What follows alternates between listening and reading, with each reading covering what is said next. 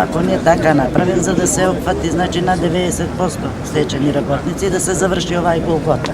Znači svi to nije što poteknuje od državne firme što su privatizirane, gledame da gi izgrižime, zato i teško nam i odi. Zakon je perfektan, izdržljiv, ustavan, s 50 godina žena, 53 maš, 15 godina minimum staž da se ima. Znači zakon nemamo ništa primedbe.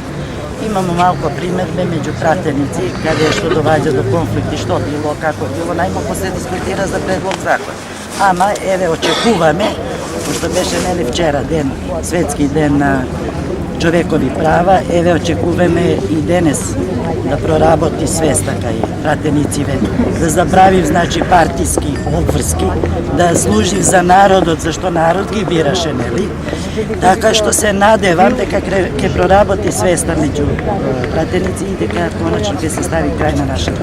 За колку стечајни станува збор? Имате ли отприлика бројка? За 6000 стечајни работници. Ние веројатно се сеќавате 10.000. Меѓутоа е еден мал број, vrlo мал број. 2% je penzionirano, imamo golemu smrtnost, nažalost, na stečajni работници, каде што се kreće nad 40%, znači smrtnost. Imamo nešto вработено, sami što su našli работу, така što еве останавме, znači 6000 по наши сдруженија, по нашу математику, околу 6000 stečajni работници. Така што еве се надевам дека е тој многу мал износ спрема буџет, тој е 8 милиона евра на годишно ниво, и се надевам дека најпосле и влада ќе најде разбирање и пратеници и дека ќе се изгласа предлог закон. Оптимисти ли сте? Ќе се донесе ли законот според вас?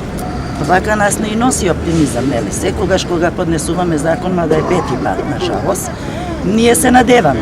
На нас не нам ни преостанува ништо друго него да се надеваме. И се надеваме и сега, наравно, дека ќе се забрави партиски интереси и дека ќе се обрне внимание на оваа категорија на работници кои су стварали, кои су градили, кои су оставили своји животе по фабрике и крај краишта нам е одбивано од плати за да се нешто направи во државата. Од кои градови се има дојдено луѓе?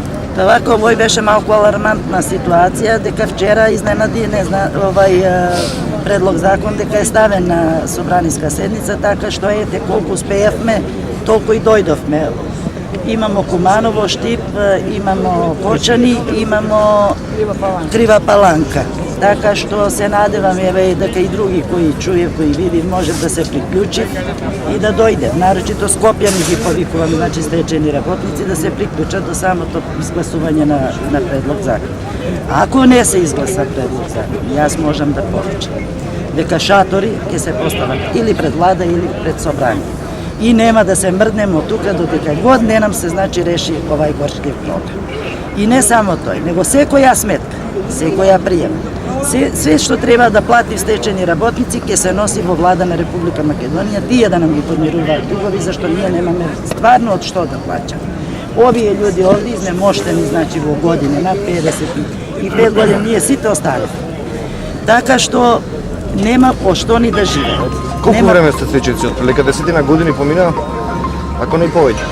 12-13 години, на жалост. Имамо луѓе, значи, од 98 година, од 97 година, што требаше да ги фати закон со Стојан Стојанова, ма од некоја си причина, ете, не су опфатени и тука су с нас уште. Ние сме од шатори, тие стечајници, стари стечајници. Каде што господин Груевски, нели, даде само на 980 душа, 1500 даде како овие општи работници, нешто да има влада да ги плаќа, све на све околу 2000 беше згрижено, а оние 4000 се, на жалост, тука со нас. ВМРО, СДС, ДУИ да ни донесат законот и сите да имаме по едно парче леп. Од сме ние работили по 20-30 години, јас, например, имам најмалку, млад сам, а најмалку имам 23 години работа. Очекувам да не се збијат или тие што може да работат, да се најде работно место. Колку пати сте конкурирале за работно место? Без потреба да конкурирам, го знам дека не ме примат. Оти има пријатели што имат фирми, прифатни и никој не ме само ми обеќа, а никој не ме вика на работно место. А што у државниот институт? Оти јас немам никаква школа за такви работни места.